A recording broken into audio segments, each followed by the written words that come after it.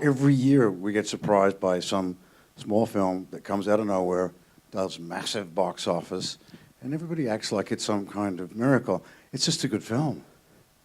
And people, that's what they want to, that's what people want to see. Trying to work from this idea that you need to gear up towards more commercial films just gears you up. You start writing towards an end, and it becomes a result. You're starting with a result that you may or may not get. So you'll compromise, you know, your material all the way through. And then you'll end up with something that nobody wants to see, and also doesn't get any critical recognition. So I've always felt the unique thing about Australia. I remember the first time I became aware of Australian film was Breaker Morant. And that's where I realized that Australian film was absolutely on par with filmmaking anywhere in the world.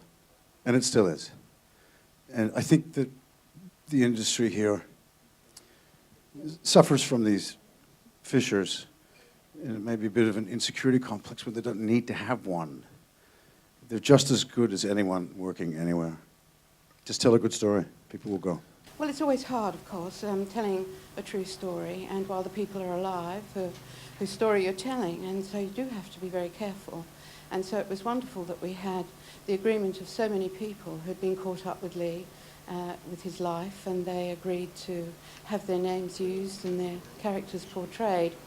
But it was quite an extraordinary film to make. Obviously, shooting in China was very difficult, and shooting in Australia was very easy, and a little bit in America as well. So it was quite a trip for us to take, and it all came together very well under Bruce's wonderful direction. It was a very different sort of score to what you normally do, where you sort of come in for the last few weeks of a film.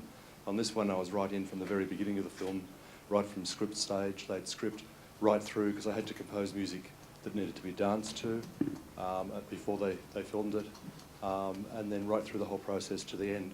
So that made the whole life of it was quite different to a normal experience. It was over a year that I was working on it. Yeah, it was such a strong year. I really didn't think, I thought, oh, I could go either way, and it was just nice to kind of be amongst, you know, such a great group of women. But it's not, you know, it's nice to for people to think that you were good in something, you know, and to acknowledge that. It's nice. You can't make a film like this. You can't call it that name. You can't take on the themes that are in this movie. You can't do it at that scale and not expect it to be a complicated creature in this environment. And expectedly, a lot of people said a lot of things about a lot of comment, but ultimately, in the end, this film opened and the Australian audiences finally decided, despite anything that had been said, to go and see it.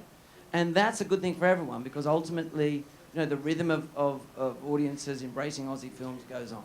Crocodile Dundee 1 was the last kind of film that was, for me, that was invested by Australia. It was only $5 million.